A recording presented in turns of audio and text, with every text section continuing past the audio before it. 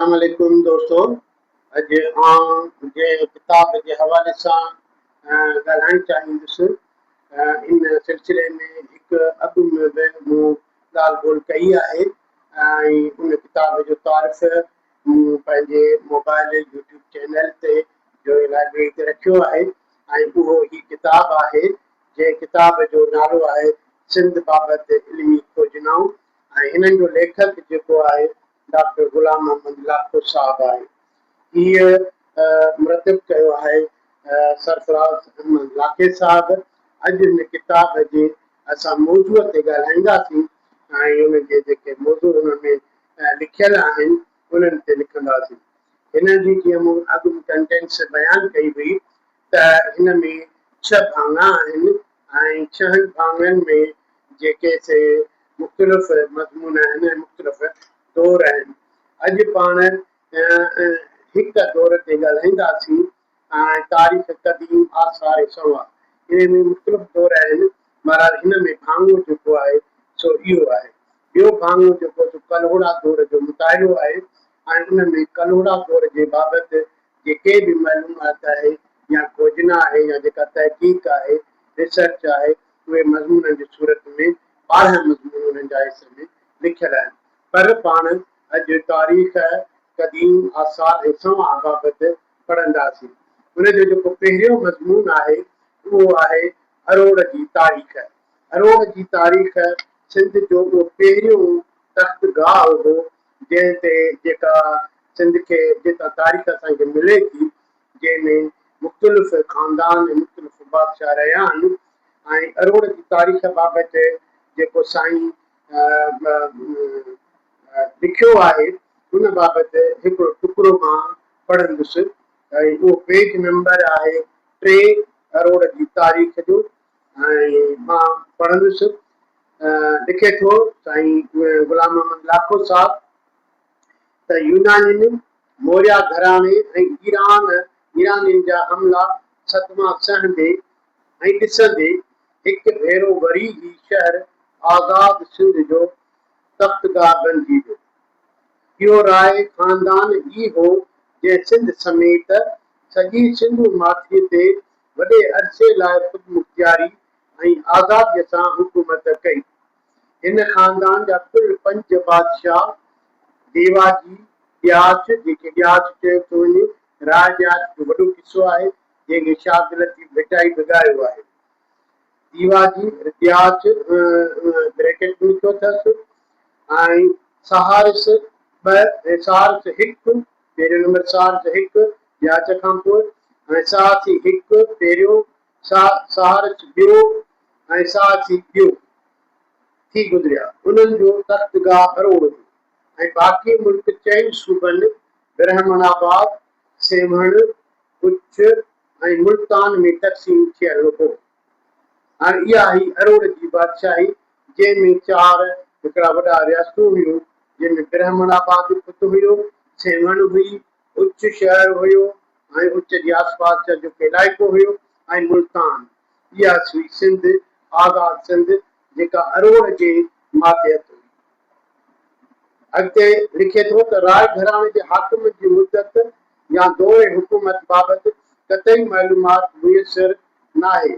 अलबत्ता जदीद तहक़ीक़ मूजिबि उन्हनि जी हाकिमियत जो आगाज़ 550 ईस्वी धारे थियो जॾहिं त डॉक्टर नबी बख्श खान बलोच जी खोजना मूजिबि हिन घराणे जी हुकूमत जो ख़ात्मो 652 ईस्वी धारे थियो ऐं पोइ ब्राह्मण ख़ानदान उन साॻे मुल्क ऐं गादीअ ते 712 ईस्वी धारे ताईं रहियो ऐं पोइ ब्राह्मण ख़ानदान उन साॻे मुल्क में गादीअ ते 712 ईस्वी ताईं रहियो।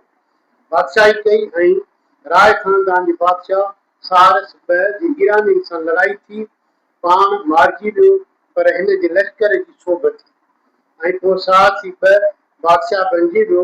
हिन फतेह जी ख़ुशी ऐं यादि में सिंधियुनि पंहिंजो कैलेंडर ईजाद कयो। यादि रखणु घुरिजे त 712 में अरबनि आख़िरी हमलो करे सिंध खे ग़ुलाम बनायो हो। इन खां अॻु 14 हमला अरब करे चुका हुआ पर उहे नाकाम रहिया ऐं आख़िरी हमलो 712 ईस्वी में कयो वियो ऐं हुन में सिंध खे ग़ुलाम बनायो वियो। ॿियो मज़मून जेको मां जिन ते ॻाल्हि ॿोल कंदुसि वो आहे समन जे दौर जो ऐं उन जो नालो आहे शहीद मखदूम बिलावल। शहीद मखदूम बिलावल समूह अलैहि रहमतुल्लाह जेको हुयो तो सिंध जो उहो सूफ़ी ऐं आलम ऐं इनकलाबी माण्हू हुयो जंहिं बिलावली तहरीक अरगोननि तुर्खाननि मुग़लनि तुग़लकनि ऐं पठाननि ऐं अफ़गानी जे ख़िलाफ़ हिन लड़ी ऐं मुसलसल जी लड़ाई हुई जेका सिंध जी पहिरीं जेका असांजी इनकलाबी हथियारबंद जदोजहद ऐं छापामार जदोजहद हुई। हिन लाइ लिखे थो त जीअं मूं हाणे चयो त तारीख़ में ही इलाइक़ो हमेशह अज़ीम हस्तियुनि खे जनम ॾींदो रहियो आहे। क़ब्ल मसीह वारे दौर में सिकंदर यूनानी हिते पहुतो तॾहिं सेवण में राजा सांबस हुकूमत करे रहियो हो। सिंध दोस्तीअ जे ॾोह में सांबस खे बि मारियो वियो ऐं संदसि रैयत बि वॾे आज़ार में अची वई। मखदूम बिलावल जो ताल्लुक समझ जे मिसाली दौर सां आहे। खुद ही दौर बि जदोजहद ऐं मादी तौर इंसानी कुर्बानी ॾियण जे मिसालनि सां भरियो पियो आहे। समझ जे आज़ादी वारी तहरीक जी इब्तिदा में तुग़लकनि अमीर कैसर खे मारायो ऐं पोइ सिंधी माण्हुनि जूं खलूं लहराए उन्हनि खे बुह सां भरे सेवण जे किले ते लटकायो वियो। धारियनि हाकिमनि जे ज़ुल्म वहशत ऐं बर्बरियत खे ॾिसी मशहूर अफ्रीकी सयाह अब्ने बतूता जेको सिंध में उन वक़्त में रहियल हो उहो सियाह अब्ने बतूता बि ख़ौफ़ज़दा थी सेवण जो शहर छॾे लाड़ ॾे हलियो वियो। इहो हुयो सिंध जो जेको उन वक़्त जो दौर जे दौर में शेख मखदूम बिलावल हिकिड़ी वॾी जहिड़ो कयो। अॻिते लिखे थो इन मज़मून जे लाइ मां कुझु टुकड़ा पढ़ां थो इन मज़मूननि जे मुतालिक़ ऐं उन जो कई शयूं आहिनि जेके पढ़ी करे अव्हांखे सुझां थो त ही किताब केॾी अहमियत वारो ऐं अहमियत मयारी आहे ऐं सही तारीख़नि में लिखियल आहे।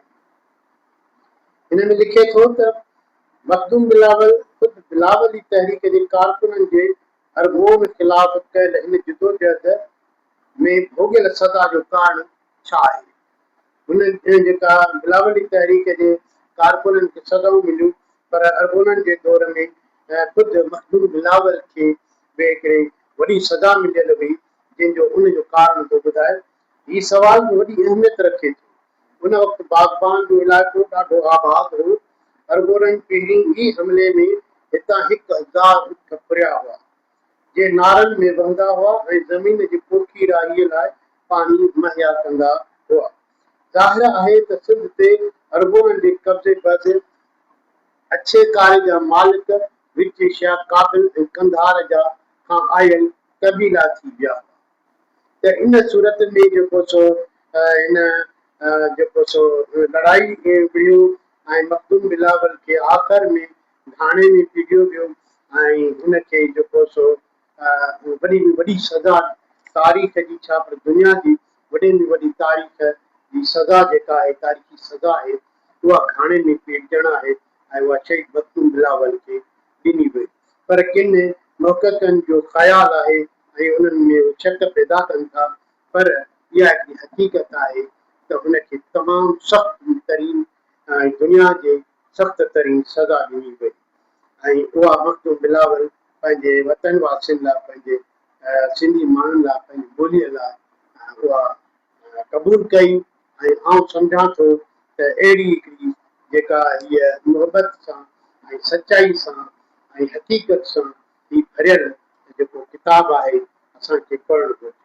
ॿियो जेको गानो आहे उहो कलोड़ा दौर जो मुतालो आहे जंहिंमें कलोड़ा कॾहिं ऐं कीअं हुकूमत कई उन्हनि करोड़नि जा तख़्ताकार कहिड़ा हुआ नौशर फिरोज़ में मुख़्तसिर तारीख़ जो जाइज़ो मियां नूर मोहम्मद कलोड़ जे मुदफ़न ऐं उनजा तक़बा कराची शहर जी अवाइली तारीख़ मियां ग़ुलाम शाह कलोड़ो तख़्तगार अल्लाह आबादी तलाश सिंध ऐं कलात लाॻापनि जो दस्तावेज़ जो मुतालो ख़ुदाबाद सानी कलोड़नि जो आख़िरी तख़्तगार ठट्टो कलोड़नि जे दौर में साथी परगि॒णे में कलोड़ा दौर जा आसार कलोड़ा दौर जो